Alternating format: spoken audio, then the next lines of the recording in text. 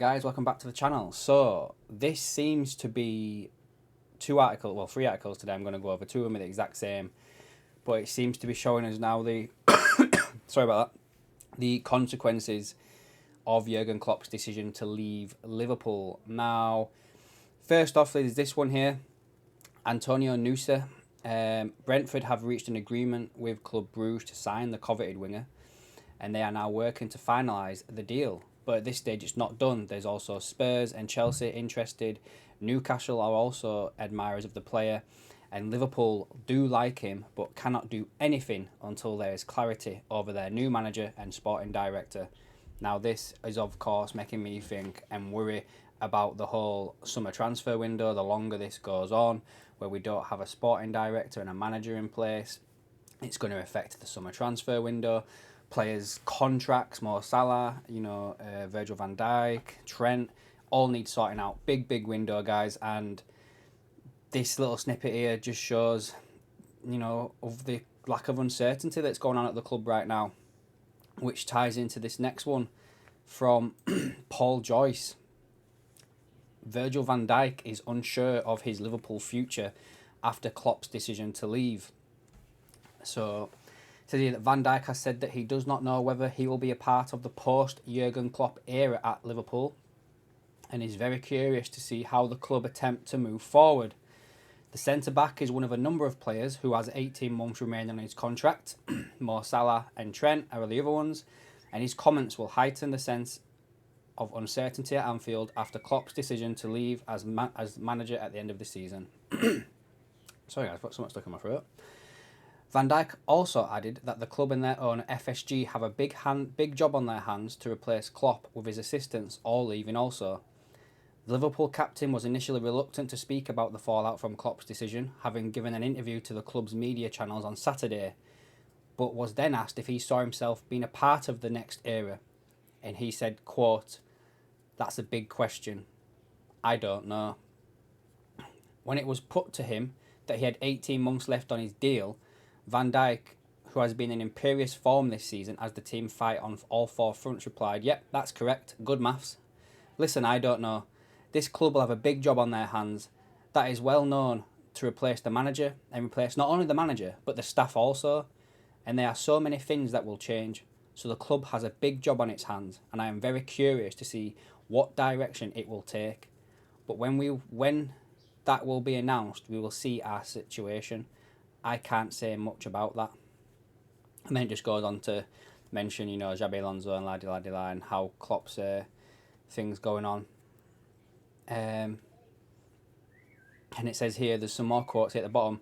"Obviously it will be the end of Jurgen Klopp's era. I am very glad that I am still a part of it.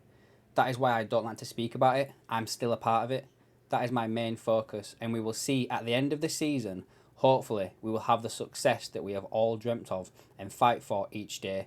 And by then, there will probably be more clarity for what the club wants for the future, and then we will see."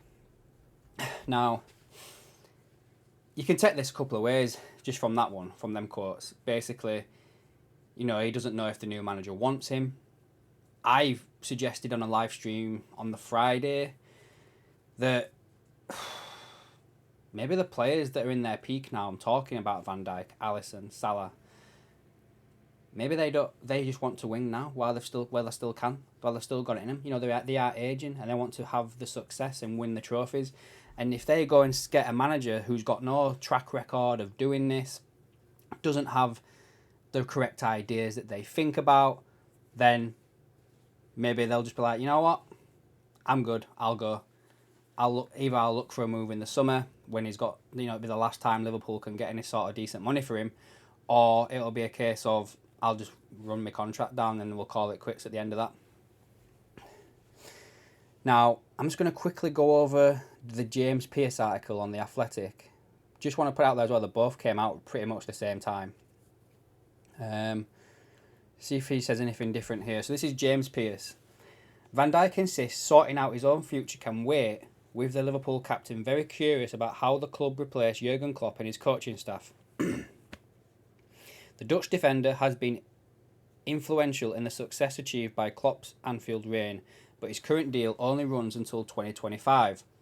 Asked if he saw himself being a part of the next era. That's a big question. Well, I don't know. We've read that already. Read these quotes. Top goal scorer Mo Salah and vice captain Trent are also inside the final 18 months of their current deals. Asked if he felt there was any danger that key players might decide to seek a new challenge elsewhere following Klopp's exit, Van Dijk said, obviously it will be the end of the Jurgen Klopp era. And then it's just the quotes as well that I've already just read out to you, so there's not much more. Oh, there's a bit here at the bottom here. Will Van Dijk stay committed to Liverpool? Van Dijk's comments underline what a pivotal period this is for Liverpool as they embark on the search for Klopp's successor. The fact that their captain, who has been in outstanding form this season, stopped short of guaranteeing that he'll be part of the new era is hardly surprising. There's a lot of uncertainty currently with Liverpool needing to recruit a new sporting director, manager and coaching staff. That at a time when three massively influential figures of Van Dijk, Salah and Trent Alexander-Arnold have all entered the last 18 months of their current deals. Players will want clarity about the direction the club is going in, and they will want to know who the new boss is and what their role will be going forward. They will also want to be convinced that the club's ambition continues to match their own. This is what I mean, guys. Like, it's literally just what I was saying. If the FSG mess this up and get the wrong person in who the players do not believe, we could potentially see a max exodus, guys. And I don't want to say that, like, you know, I think it's the wrong time for them comments to come out. You know, we've just had the Jurgen Klopp situation that's happened. We've just beaten Norwich. And maybe he did give them comments a little bit feeling like, you know, I don't want to say anything like that. Then he's got pushed on it and he's just told the truth, you know. But to hear your captain turn around and say that he's not going to be here potentially for the new manager, don't bode well, does it? You know, then we've got to think about the players that we just signed in the summer. You know, say for instance we go and get Nagelsmann. Ryan Gravenberch wasn't getting much of a look in at Bayern Munich when he was the manager. So was he going to want to stay? You know, Szoboszlai and McAllister, were they all enticed to come to Liverpool to work under Jurgen Klopp? And now he's not going to be there. I saw something the other day basically said that Konate only came to Liverpool because of Klopp. You know, he could have gone and signed, I think it was for United, Chelsea, might have been City or Arsenal. I can't remember which one of them he was.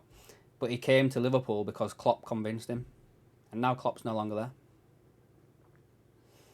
Don't know, guys. It's something to obviously keep an eye on and monitor going further forward. But I just thought I'd read them out to you and give you my thoughts on it. Let me know down below in the comments, guys, what you think on this. And if there's anything else that pops out today, guys, I'll be back with another video. And until then, I'll catch you in the next one.